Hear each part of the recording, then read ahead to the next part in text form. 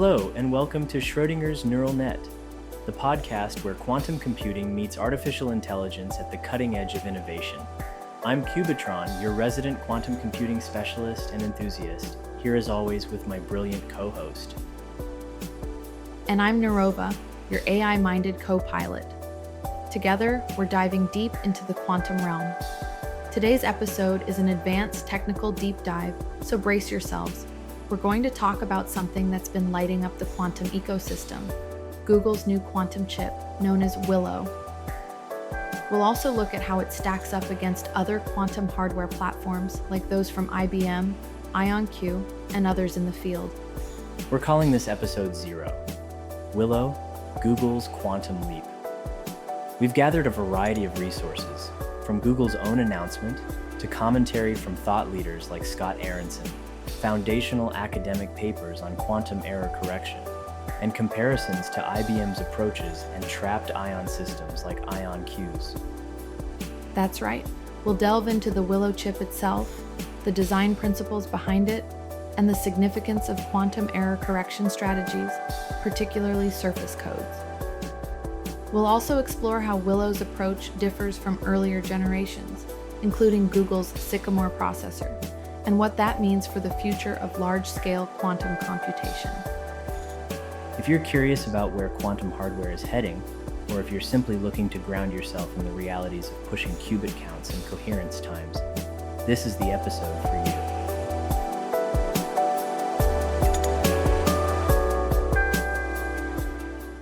Segment 1, Setting the Stage. So, Qubitron, the quantum computing community, has been buzzing ever since Google made claims about achieving quantum supremacy back in 2019 with their Sycamore processor. Now, with Willow, they appear to be taking the next step. According to Google's announcement, Willow is a superconducting quantum chip designed to push forward not just raw qubit counts, but also introduce advanced error correction capabilities. Could you provide some context on how Willow fits into Google's broader roadmap? Certainly. Google's quantum roadmap has always included a strong emphasis on fault tolerance. Their 2019 quantum supremacy experiment, published in Nature by Arut and others, demonstrated a specific task that a classical supercomputer found extremely challenging. With Willow, Google isn't just looking to do another supremacy experiment, they're aiming to move closer to practical error-corrected quantum computation. Surface codes, as laid out in the Fowler and others 2012 paper, are a key part of their strategy.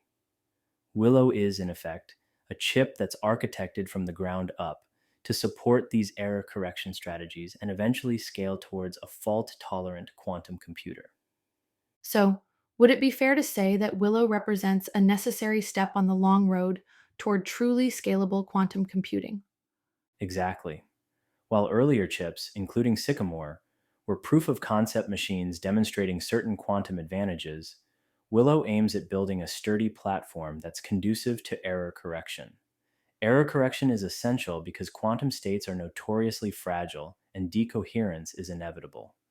Once you can effectively correct for errors, you can scale up the system to solve real-world problems, something that AI researchers like you, Neurova, will certainly be interested in when these quantum systems start training large-scale models or solving optimization tasks. Segment 2. Understanding surface codes and error correction. Let's talk a bit more about the error correction angle, since that's central to Willow's design. The Fowler and others 2012 paper on surface codes is often cited as a foundational work. What's special about surface codes, and why are they so crucial for devices like Willow? Surface codes are a topological form of quantum error correction. They're highly favored because they have relatively high thresholds for error. This means that as long as your physical qubit error rate is below a certain threshold, you can scale up the number of qubits and thereby reduce the logical error rate exponentially. It provides a pathway to building a fault-tolerant quantum computer where logical qubits, which encode the actual information or the actual algorithm you care about, are protected by a large array of physical qubits. In practical terms, to encode a single logical qubit, you might need dozens or even hundreds of physical qubits. The beauty of surface codes is that the overhead, while still large, is somewhat manageable compared to other codes. They're also relatively local in terms of qubit connectivity, which suits architectures like superconducting circuits, like the ones Google builds, where qubits are laid out on a 2D chip.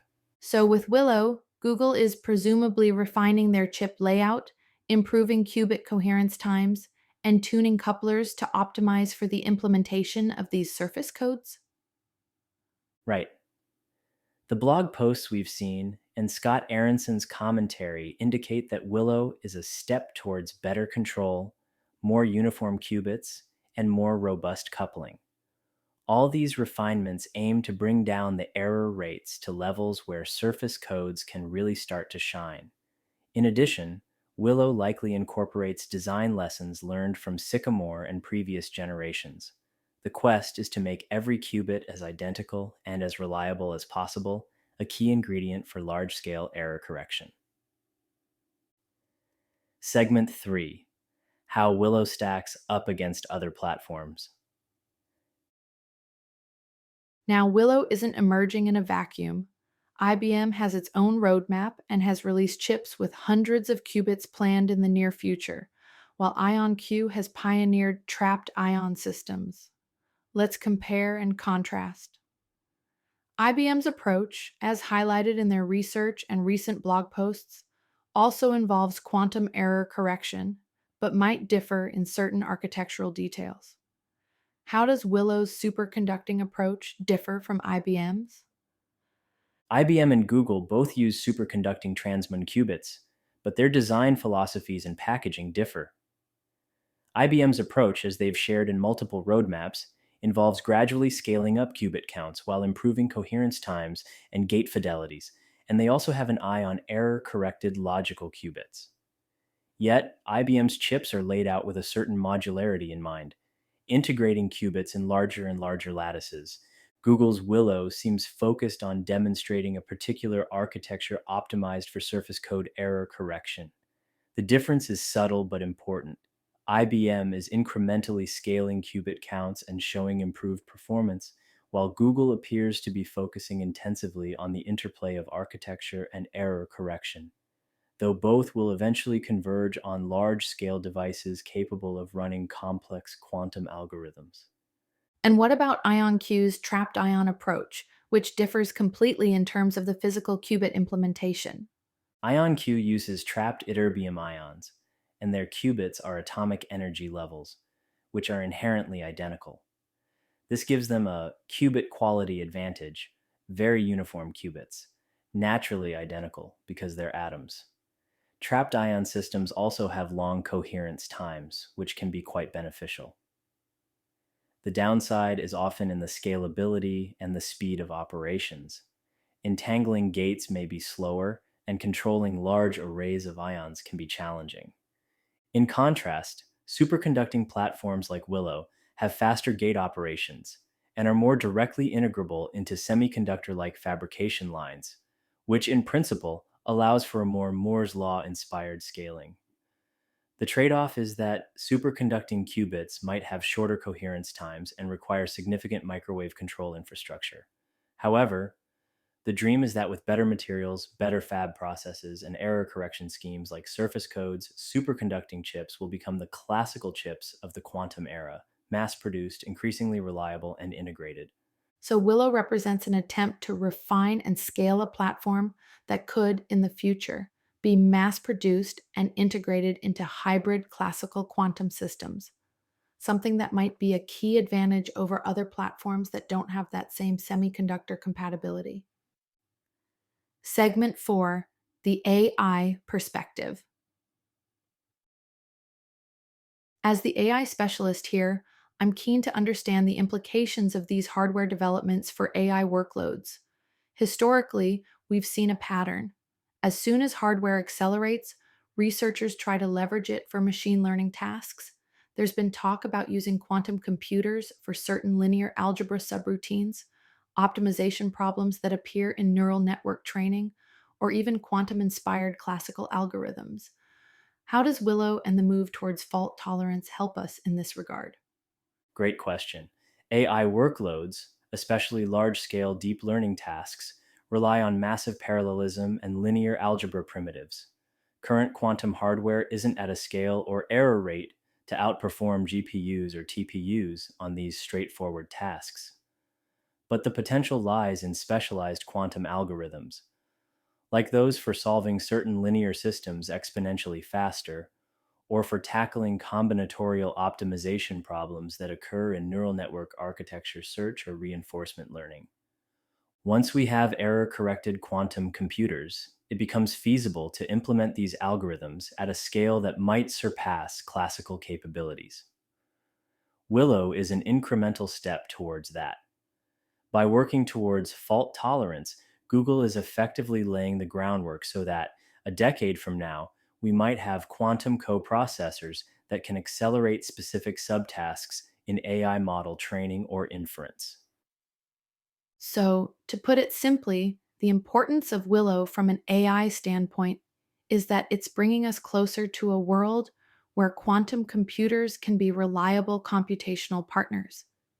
Even if we're not using them to directly train a 100 billion parameter model tomorrow, the solid footing they're establishing means when we do cross that threshold, the hardware won't be a showstopper. Segment 5: Commentary from the wider community. We've mentioned Scott Aronson's blog post on Google's Willow. Aronson is known for his balanced and critical perspective on quantum computing claims. What's his take on Willow? Scott Aronson's commentary tends to emphasize the incremental nature of progress. While grand headlines might suggest sudden breakthroughs, Aronson often reminds us that quantum computing is a marathon, not a sprint. He acknowledges that Willow and similar chips are meaningful engineering achievements, further steps along the path. He's also made it clear that this is all part of a roadmap towards fault tolerance. There's a sense of tempered optimism. Yes, progress is being made, but there's still a long journey ahead before quantum computers solve classically intractable problems in a robust, everyday manner. John Preskill's earlier works, like his 2011 Quantum Computing and the Entanglement Frontier essay, laid a conceptual foundation for what we're striving for in the long run. He coined the term quantum supremacy, which Google claimed with Sycamore in 2019.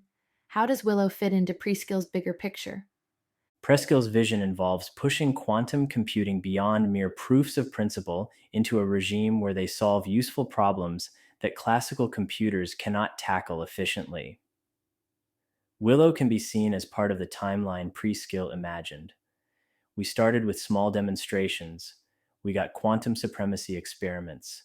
Now we need to scale up, incorporate error correction, and move from demonstration mode to utility mode. In Preskill's framing, we're trying to reach the entanglement frontier, where the complexity of the quantum states we generate outstrips classical simulation capabilities by practical margins.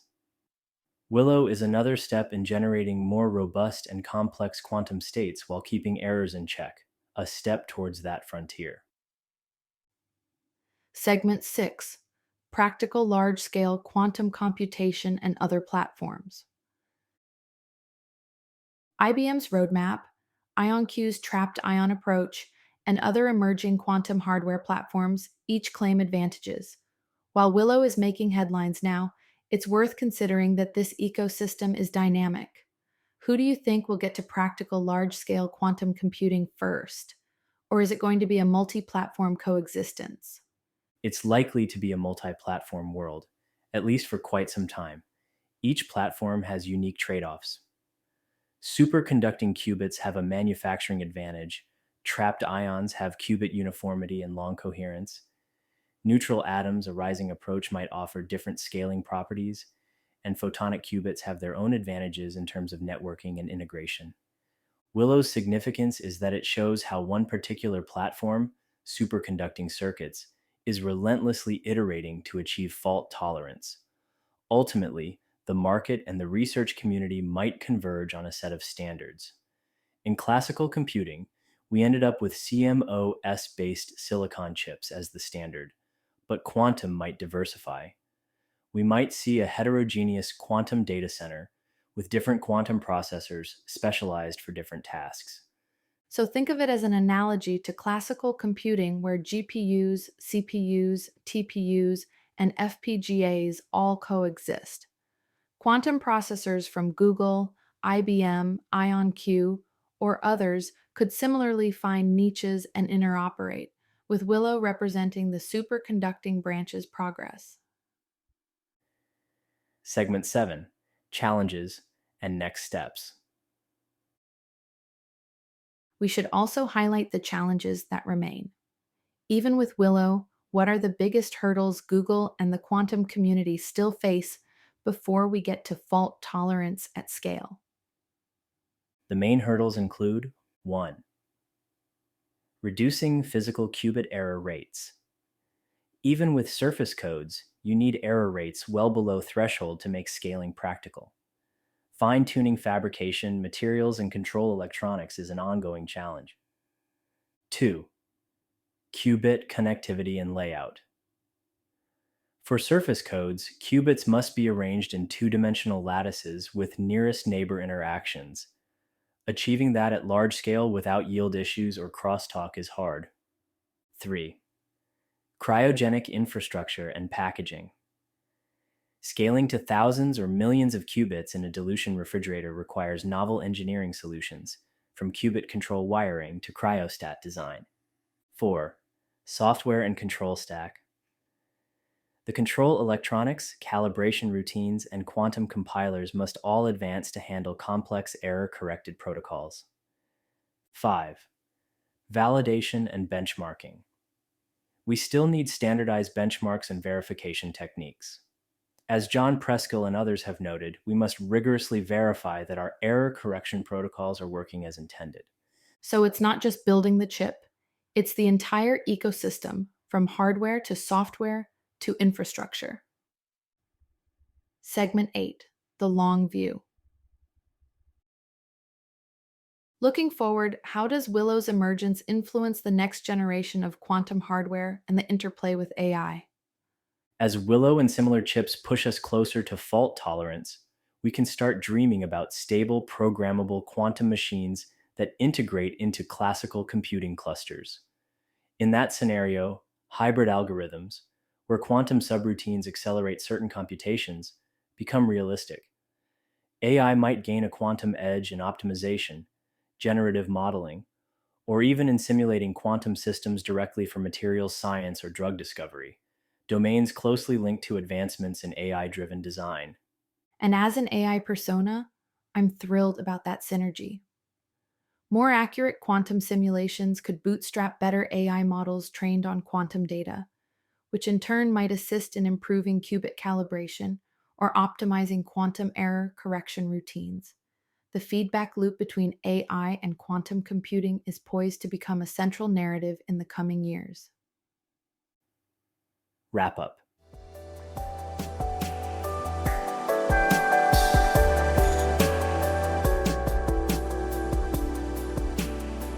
We've gone deep into the technical layers of Google's Willow chip, its place in the quantum ecosystem, the importance of surface codes and error correction, comparisons with IBM and IonQ, and the broader implications for AI and large-scale quantum computing. It's clear that Willow isn't just another chip. It represents a milestone in a journey towards fault tolerance, an engineering puzzle that must be solved if quantum computing is to evolve from a scientific curiosity into a reliable, transformative technology. As the quantum frontier expands, we'll keep seeing incremental steps like this, each one bringing us closer to a future where quantum and AI join forces in profound ways. We hope this deep dive has provided you with a clear understanding of where we're at and where we might be headed. If you're interested in digging deeper, be sure to check out the references we've mentioned: the Fowler and others' 2012 paper on surface codes, Google's own blog posts, Scott Aronson's commentary, and the foundational works by John Preskill. Thanks for listening to Schrödinger's Neural Net. If you have questions or topics you'd like us to explore, don't hesitate to reach out. For now, keep your qubits coherent and your neural nets well trained. We'll see you in the next episode.